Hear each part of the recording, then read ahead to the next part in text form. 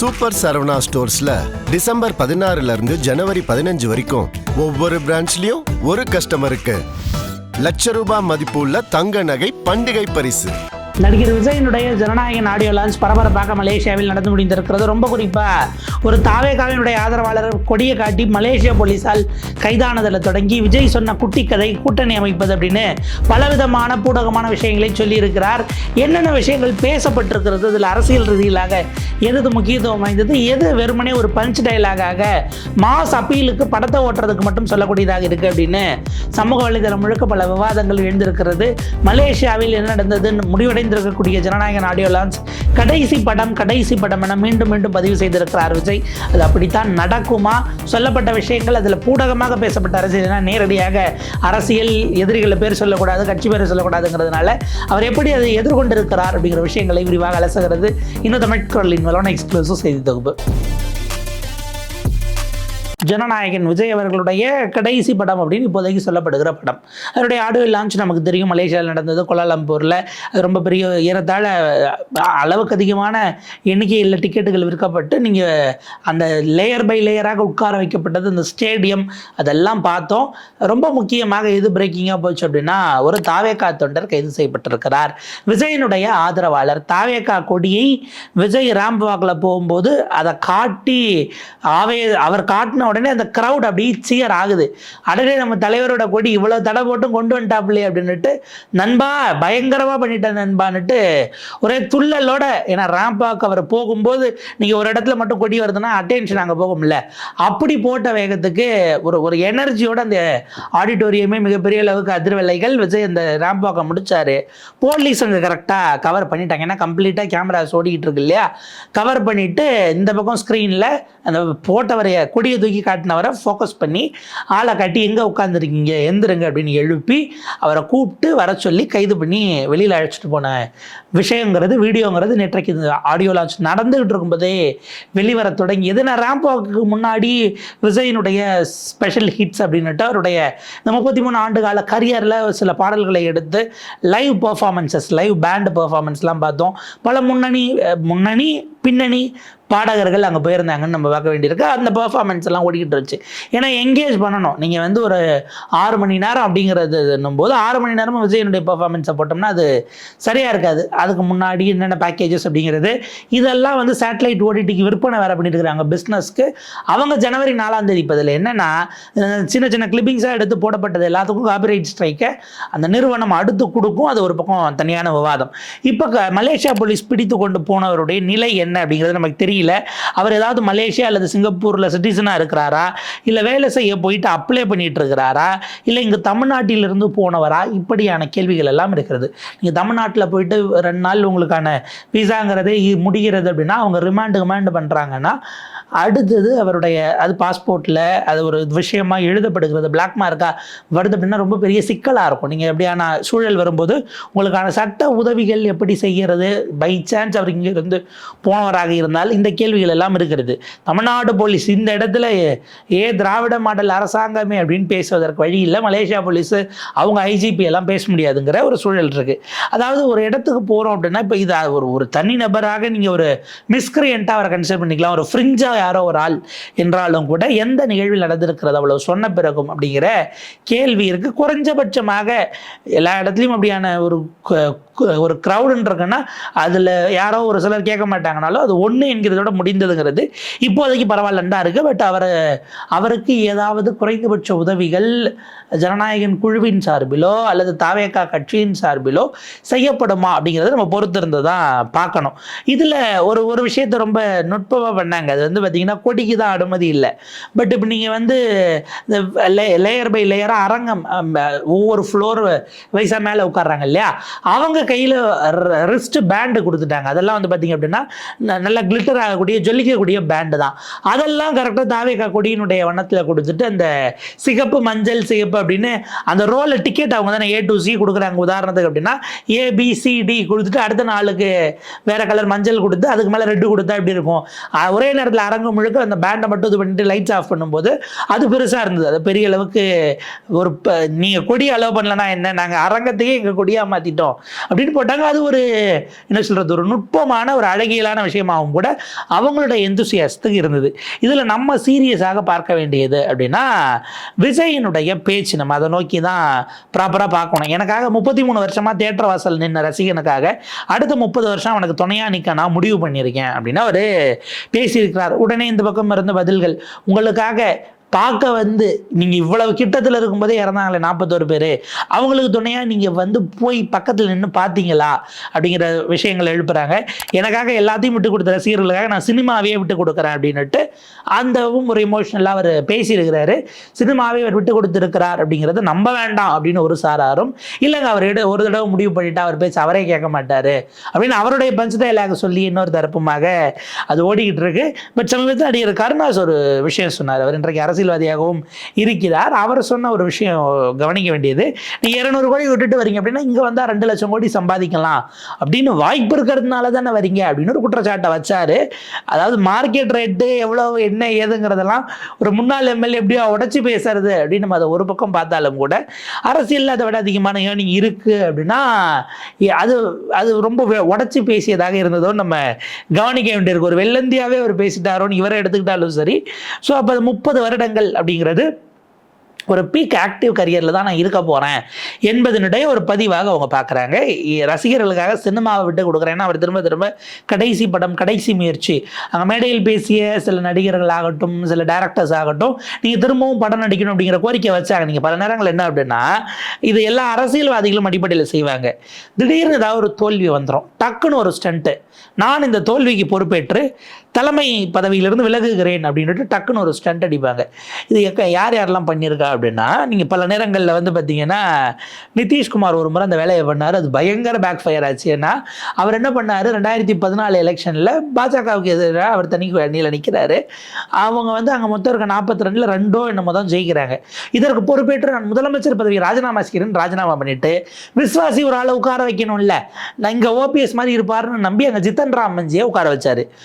நிதிஷ்குமார் கொஞ்ச நாள் ஓட்டினோடனே எல்லாம் போய் அவர்கிட்ட நீங்கள் தான் வரணும் அப்படின்னு கேட்டது. வந்தால் நான் தான் சீஃப் மினிஸ்டர், நான் இறங்க மாட்டேன்னு ஜித்தன் ராம் மஞ்சி சொல்லிட்டார். அதுக்கு பிறகு அது பெரிய பிரச்சனையாகி இவர் தான் கட்சிக்கு வச்சிருக்காருன்னு அதை நிரூபிக்கக்கூடிய சூழல் வந்து எல்லாம் இவர் பக்கம் வந்து அவர் ராஜினாமா பண்ணிட்டு வெளியே போய் தனி கட்சி ஆரம்பிச்சு நீங்கள் கூட்டணிக்குள்ளே போயிட்டார்.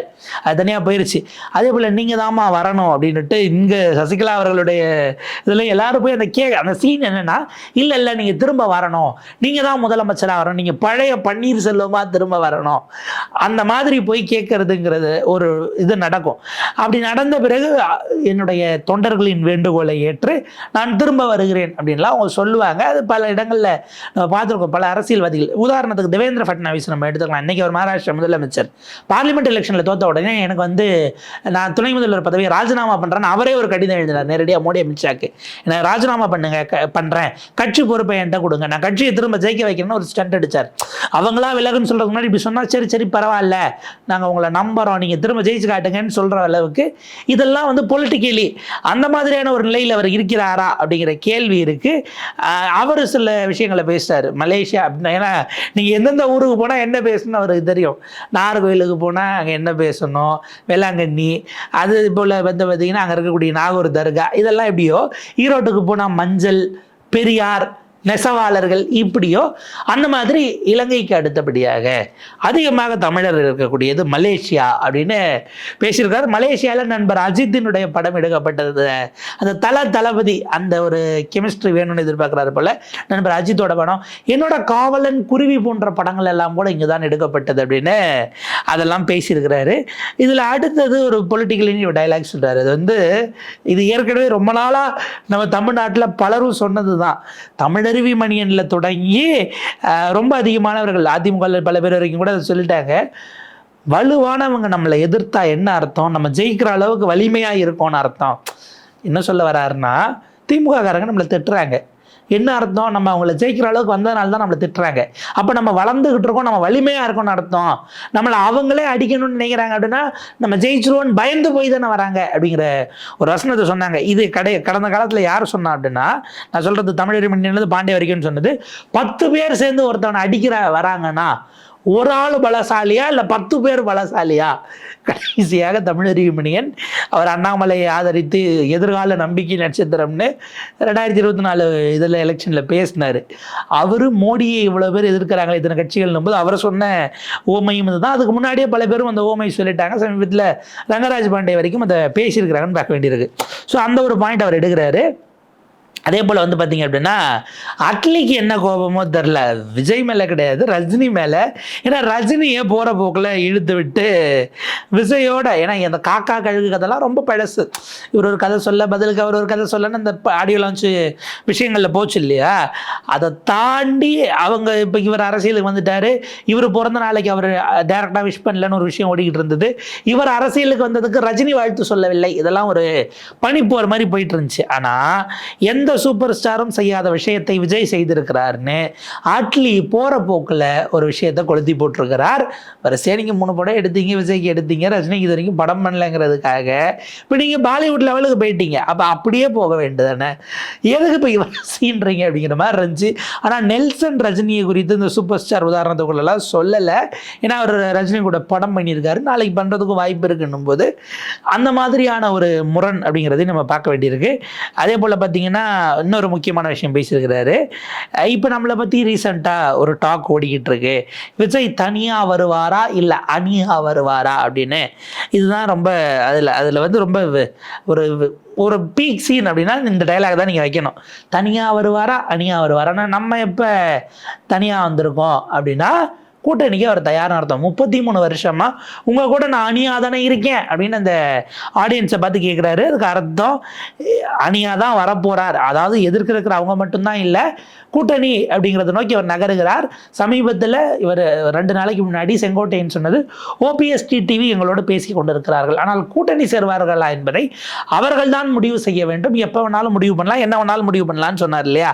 அந்த பேச்சுவார்த்தைக்கு ஒரு சமிக்கை கொடுத்திருப்பதாக இது பார்க்கப்படுகிறது. விஜய் தனித்து தேர்தலை சந்திப்பது அப்படிங்கிறது, அதாவது எந்த கட்சியையும் கூட்டணிக்கு சேர்க்காமல் சந்திப்பது அப்படிங்கிறது இப்போதைக்கு வாய்ப்பு இல்லை, அதையும் அவர் வெளிப்படுத்தி இருக்கிறார் அப்படின்னு தான் அதை பார்க்கக்கூடிய அரசியல் நோக்கர்கள் பதிவு பண்ணுறாங்க. இன்னொன்று, என்னடா இப்போ கூட சஸ்பென்ஸ் வைக்கிறாரு அப்படின்னு நீங்கள் பார்க்கலாம். சஸ்பென்ஸ் இருந்தால் தானே ஒரு கிக் இருக்கும் அப்படின்னு பேசியிருக்காப்புல.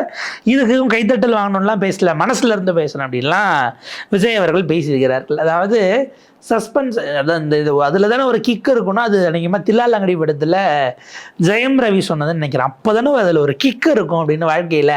அதில் தான் இந்த டாக்டர் புட்டிபால் சந்தானம் வருவார்.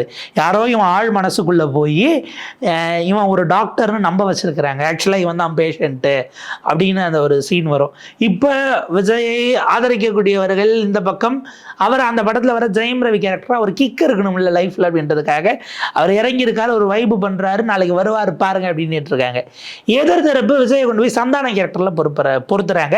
யாரோ இவருடைய ஆள் மனசுக்குள்ளே போய் நீ அரசியல்வாதியாக வந்தால் ஜெயிக்கலாம், செஞ்சார்ஜ் கோட்டையே உனக்கு தான், பனையூரை விட்டு நீ வெளியவே டெய்லி அரசியல் பண்ணலாம் அவசியம் இல்லை, அவங்க பார்த்தீங்க அப்படின்னா நேராக கொண்டு போய் உட்கார வச்சுருவாங்க அப்படின்னு நம்ப வச்சுருக்கிறாங்கன்னு இந்த தரப்பு டாக்டர் புட்டிபாலில் கொண்டு போய் பொறுத்துறாங்க. ஸோ இப்படியாக அந்த அரசியலுங்கிறது ஓடிக்கிட்டு இருக்கு. அடுத்து விஜய் சொன்ன ஒரு இறுதியான பஞ்ச் அப்படிங்கிறது, மக்களுக்காக பேசுகிறேன், மக்களுக்காக பேசுகிறதோடு நிறுத்தாமல் அவங்களுக்கு செய்யணும் அப்படிங்கிறாரு.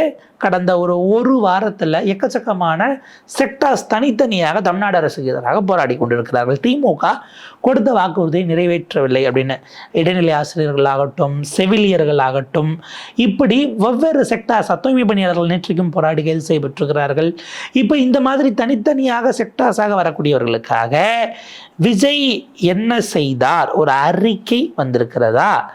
நீங்கள் நிற்கிறதுலாம் இல்லை, முதல்ல குரலை கொடுக்கணும், அவங்களுக்காக பேசணுங்கிறீங்கல்ல. என்ன பேசுனீங்க? கொடுத்த வாக்குறுதி நிறைவேற்ற உங்களுக்கு ஏன் வலிக்குதுன்னு விஜய் ஏன் பேசலை? ஏன்னா அவருக்கு ப்ரையாரிட்டி நம்ம அதில் ஒரு ஹைலைட் ஓடிக்கிட்டு இருந்துச்சு. அது இன்னமும் அந்த செய்தி பெரிய அளவுக்கு ஊடக வெளியில் இருக்குது. விஜய் காரை அஜித் ஆக்னல் மறித்த போது அவர் கேட்டதாக வந்த செய்தி, செல்ஃபி எடுக்கணும்னா எதுக்கு இவங்க காரை மறிக்கிறாங்க, உள்ளே எடுத்துக்க வேண்டியதான் நின்று அப்படின்னு அவர் கேட்டதாக ஒரு செய்தி ரொம்ப ஸ்ட்ராங்காக ஓடிக்கிட்டு இருக்கு. அவங்க தரப்பில் அதை மறக்க போகிறதில்ல, அவங்க எதையும் மறக்க போகிறதில்லன்னு வைங்க.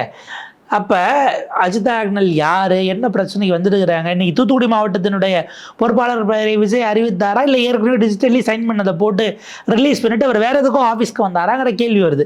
மலேசியா கிளம்புறதுக்கு முன்னாடி ஏதாவது மீட்டிங்னு முக்கிய தலைவர்கள் கட்சியினுடைய அந்த தலைமை நிர்வாக குழுவினரை கூட்டி பேச வந்ததை இவங்க காரை தடுத்துட்டு அந்த பக்கம் வேட்பாளர் அவங்களுடைய மாவட்ட பொறுப்பாளர் அறிக்கை வந்ததும் அந்த இஷ்யூக்கு தான் வராங்களாங்கிறதே தெரியாத அளவுக்கு தான் கட்சி தலைவர் இருந்தான்னு இருக்கும்போது மக்களுக்காக பேசுகிறேன்னா நீங்கள் இந்த 10 நாட்கள் இப்போ உங்களுக்கு ஜனநாயகம் எடுத்து ரிலீஸ் ஆகிற வரைக்கும் நீங்கள் ஒரு பிரச்சனையும் பேசுவீங்களாங்கிற கேள்வி இருக்குது. அதெல்லாம் அப்போ ஆஃபீஸாக நீங்கள் பேச மாட்டீங்க.